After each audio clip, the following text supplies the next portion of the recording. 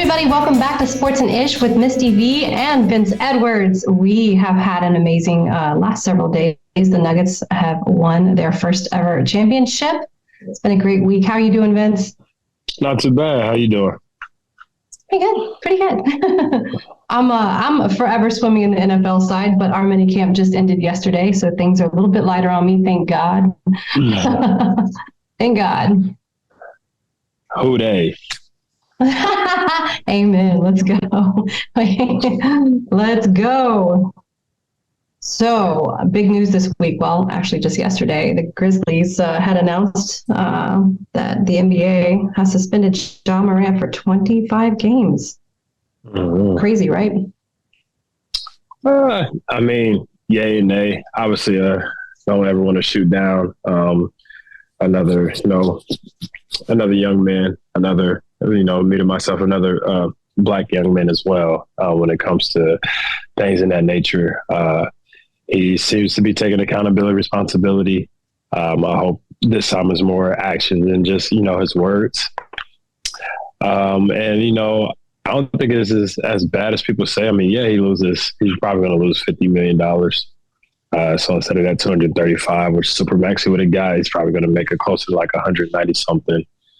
I mean, obviously you never want to lose money or just give back money, but I look at it as it could have been a lot worse. I think it was actually a lighter. I know the NBPA, they made a comment about it because they were upset with, the way the NBA did it.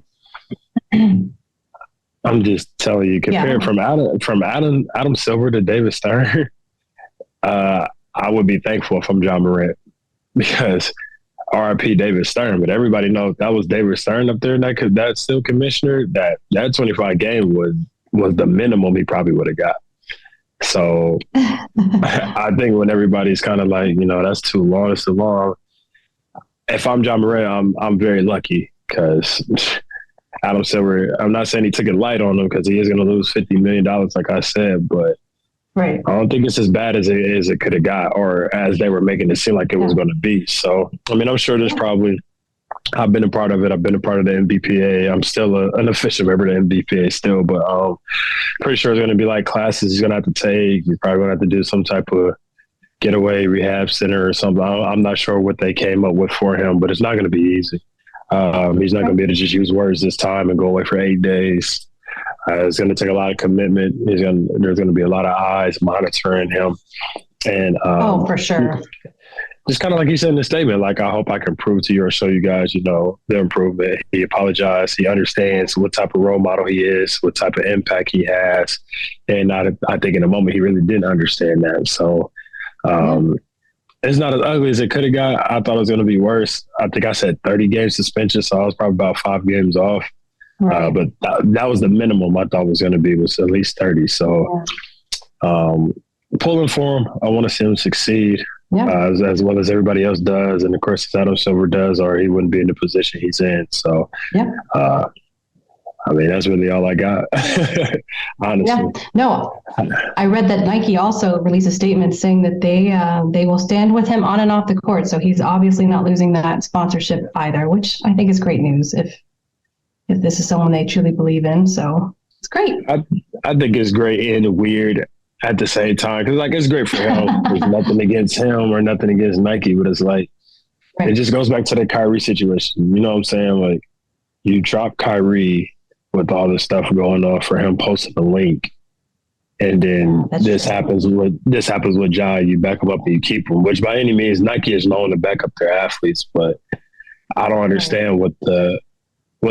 requirements are here, what the detrimental was to the situation. If what Kyrie said just hurt too many people, I'm not 100% sure, but I don't know if I agree with that as far as, both of those ways goes. I love Nike. I'm a Nike guy. But I wear Nikes to the fullest. So, however they decide to run their businesses, but that was just kind of a head scratcher to me, as far as that situation, how those things go for me, personally situation. For sure. Yeah. For sure. But I think another big news, Michael Jordan selling the majority of the ownership of the Hornets. I I don't know. I've read conflicting things. Like some of the posts that I had read said that basically they didn't find that his ownership was as successful as it could have been, right? But what he bought the team for and what it's worth now seems like quite a bit difference. I think yeah. No, you're fine. Keep going. He bought it for like 275 million, and it's rumored to be worth $3 billion. Yeah, I think the one I read it was like 1.77 billion or something like that. I'm not too sure, but no, it's somewhere. Or I think that's probably what they bought it from him for, so he was a majority owner still. Yeah. Yeah. Crazy. I think it's good for him.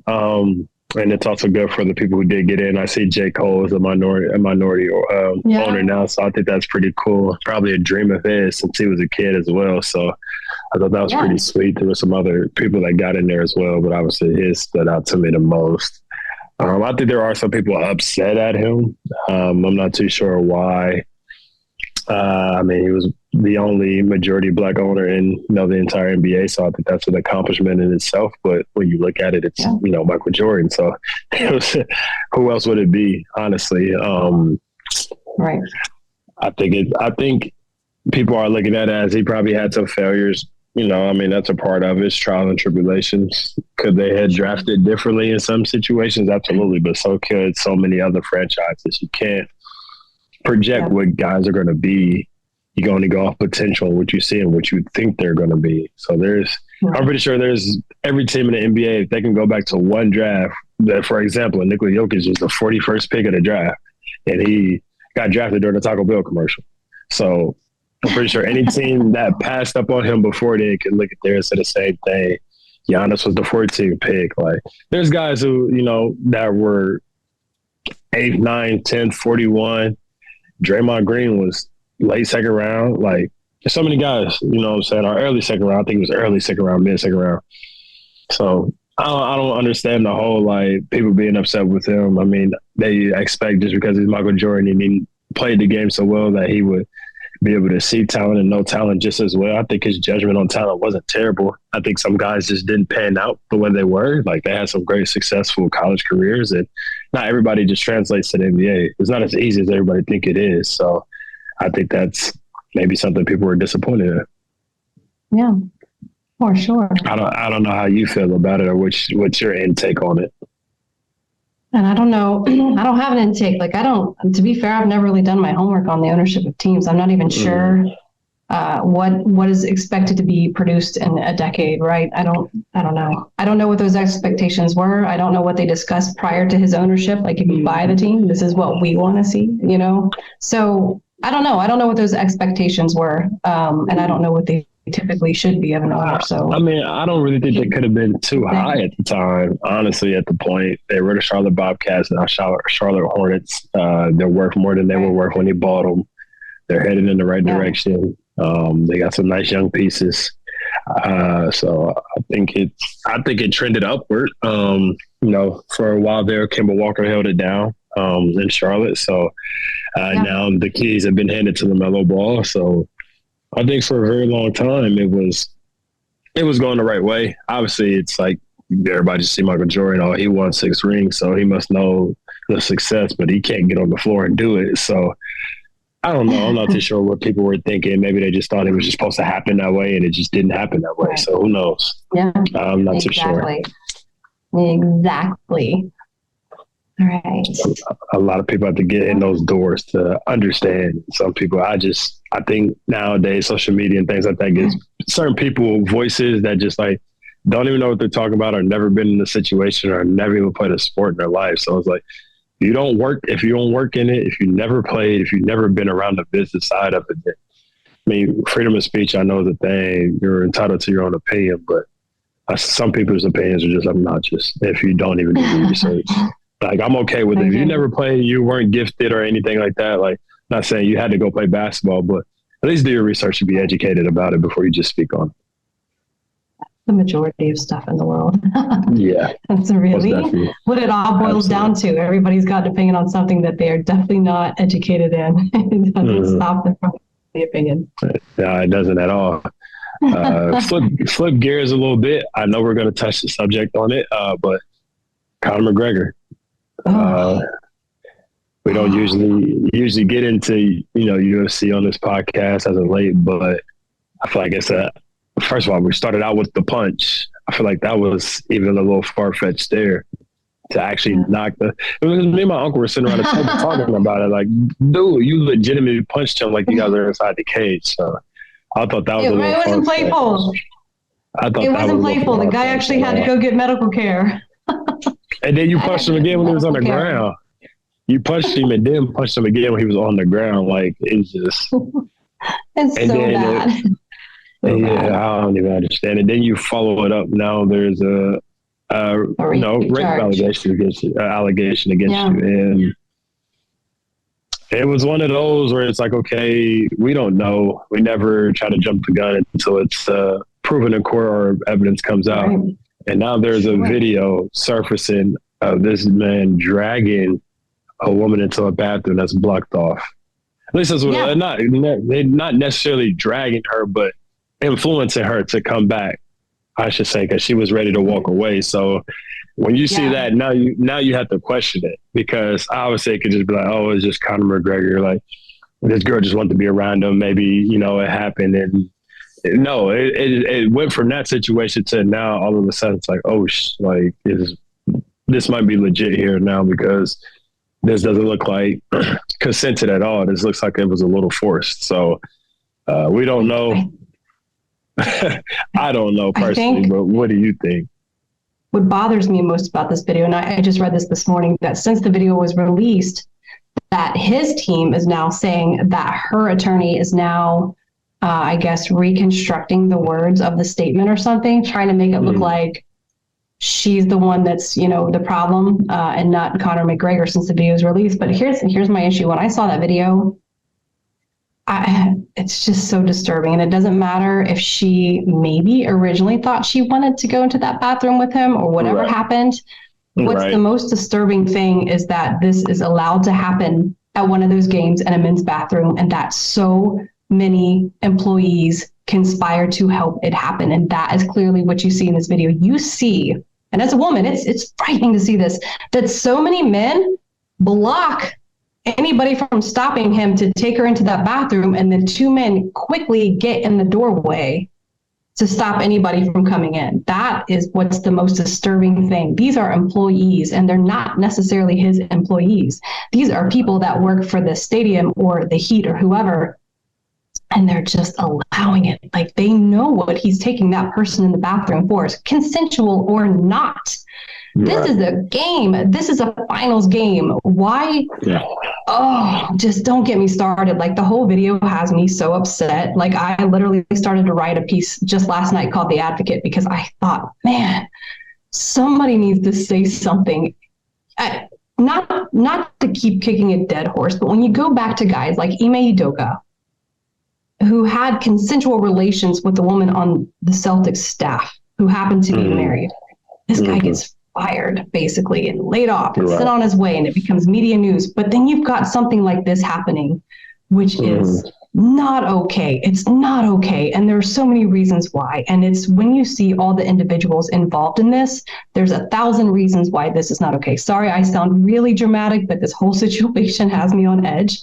I don't think you're dramatic at all, because you're a woman yourself. So I don't think you're dramatic. All of these men involved in this video, I'm like, there's so much wrong here. And I don't care if he gets charged, and I don't know what really happened, but I know this. There's a lot of wrong things that happened in that video, and all of it needs addressed, not just Conor McGregor. That's my thoughts on that whole situation. Yeah, I think there's a lot of situations where a lot of people can get in trouble for it. I'm not even talking about just obviously her being, brought in there, just the whole situation as well. Anybody for the Miami Heat that were working during the time, any of his security guards, anybody who just was around. Obviously, a regular person can't do anything, but the workers, because anybody who tried to step in as a regular guy, security would have grabbed them. Maybe, you never know, because they would have said, oh, he was trying to attack, or they were trying to, you don't know that situation. So that situation in itself is whatever. But I think to the point where one of the workers at some point when you've seen that she really was hesitant about going into that bathroom, I think something should have been said at least, or someone should have stepped up. But I also look at myself in their shoes, and they get so caught up in, well, am I going to lose my job for trying to do the right thing? And they dance in that delicate state. And I think that's the bad part about how we live it as a society, because if they do step in, it's like, do we get fired? Like somebody gets me, out of this job or this, that, and the third, because it's about who you know, and, power over your power, and who knows who up higher, and all these things that play into it. So I think there's so much wrong with not even just what he did, who allowed it, but also what goes on that's above it as well. So, and seeing that video, you realize this isn't a first incident. Maybe it was for Conor McGregor, but it's not a first incident in situations like this, because I feel like watching this video, you start to realize, like, as many people that were like, yeah, nobody can come in here now. I thought to myself, does this happen all the time? Maybe not for Conor, but does this happen for people all the time? Do you just get to take somebody in a bathroom and then lock the doorway? Like, there's just a lot of wrong with it. And I'm curious to see as the weeks go on, what this investigation kind of prevails, because you want to see who some of these employees were, because they need called out. This is not okay. It's not okay for anybody's safety.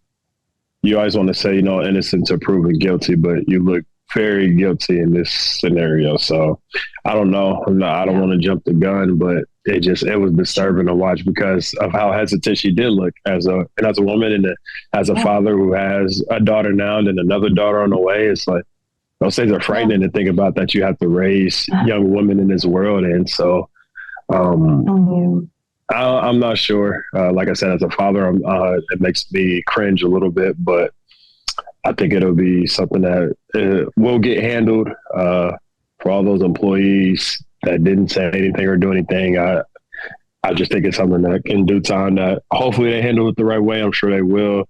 Miami Heat coach is pretty good about taking care of things. It was just a terrible moment, and it sucks that it had to happen there, but it did. And everybody who's in a situation, I guess, will have their judgment day and go from there. There you go. That's it. We shall see. Right. Anyways, all right, calming down. I'm going to be smooth transition now. We're good. I'm going to calm right down. Yeah, let's you know what? Let's talk about what's coming up in some of the free agency, right? What is that? A couple of weeks away, right? Yeah. It is. Yay. It is. Some big name guys got some player options, and I think it's going to shake up the league a little bit. You obviously see now, nobody ever thought Brad Beal would leave Washington, but it looks like he's possibly going to be on the move. He's a player option. Draymond has his player option, while Golden State's getting calls about Jordan Poole. Chris Middleton's more than likely going to opt into his player option. So, and Milwaukee was reluctant to not put Chris Middleton in any trades for Brad Beal, so I don't think that's a destination for him anymore. Now, there's a possibility now that Dame's on the move. They don't want to move him, but if they have to, there's been reports that they're not looking to rebuild. So they're looking for everything and then some back. I probably think the Miami Heat have the best to offer for that, if we're going to be honest. But you never know. There's so much stuff to work out behind the scenes, like we say. James Harden is another one to look out for. We've already been talking about him. So I think there's so many possible places that these guys can land that could honestly shake up the draft. You got the Pelicans wanting to trade to get Scoot Henderson because they're really intrigued by him. This is a crazy time of the year. And if most people don't know, like, the reason why a lot of people, spectators, go to Summer League is not, or coaches or anything, it is because the basketball and prospects are going to be there, don't get me wrong. But if you ever get the chance to be a part of Summer League, you will know the top of the food chain is in there. All agents are in there. All the decision makers are in there. So you're going to get all the buzz, all the early news, everything if you just are around Summer League at that time. So if you want to feel like you're included on the inside scoop, just go to Summer League. You'll catch all the buzz before it even goes around anywhere else. It's a pretty busy time. That's for sure. So that's July, right? Sometime July, maybe the first week. I'm thinking. don't know. It's the first week of July. Yep. First week of July. Nice. I don't know. Cool. What do you think? Where do you think some of these guys are going to land? I think the heavy shooter right now is Brad Beal. There's been a lot of places that they said he could land. So I have no idea. Him. I was actually reading a lot about it this morning, and you can read so many articles and you can see like who was talking, he's going to go where, and it's like there's so many different opinions, right? So you can read these opinions, and truly, I don't know. I still can't imagine Draymond leaving the Warriors. I can't imagine a lot of things. And then I thought, okay, like we've got Harden out there. Do you think Kyrie and Harden will end up on a team again together? Like, do you see all these guys coming out? Like, I really don't see. I don't know. No, I don't know. There's a lot of. I don't see it happening, but I'm not going to say it's not possible. But I don't think it's going to be that black and white, especially with the situation Kyrie's in now and what Dallas kind of gave up to get Kyrie. Because now Dallas is going to want something in return even more. Dallas gave up their, in my opinion, best perimeter defender or wing defender in Dorian Finney-Smith. Yeah. So when you look at that situation, for somebody to go acquire Kyrie, you're going to have to give up a lot. And then do you even have enough to still give up for James Harden? So I don't know. I don't see those two possibly teaming up. It can happen. Somebody's willing to make it happen. Sure. It could, but I don't see that being a possibility in myself. Now, there's rumors that it could be Harden to Phoenix, Harden to Lakers. I don't know. Everywhere. That's what I'm saying. Like when I've read so many articles, there's players going in, and you're like, I can't even begin to seal it down because every article I read, that's an interesting point. I guess it could happen. Yeah. I don't know. I've seen crazier things in the NFL free agency, so it could happen. Absolutely. I don't sit behind those desks or in those offices, but when I retire one day, I think I want to. So I'm interested to see how that business side works as far as actually being the one who gets to help make the decisions. Absolutely. Heck yeah. Super fun. So that'll be coming up. Well, shoot. And then we'll be talking about the NFL soon enough. I think we're going to hit that on the next podcast. In case anybody's asking why we're leaving the NFL out, they are coming. We promise. We're getting to it. We promise you guys that. Well, it's fitting now since we're talking about it, but right. I didn't wear this on purpose today, but if you read my shirt, it says the Joker. So we did want to touch a little bit on that. Actually, this whole Mike Malone, Denver Nuggets, Lakers, LeBron beef is, I don't want to call it beef, but it just seems like there's a little extra animosity towards the situation. There's some clapback going on. There's definitely some clapback going on that. Which, all right. So from what I read, Mike Malone basically made the joke he's going to retire, primarily because he was frustrated that the Nuggets weren't the top news, right? They just won their first championship, and somehow LeBron is still top of the news. So, I can kind of get why he threw that out, but I'm not even sure. What was LeBron's full clap back on that? What did he say?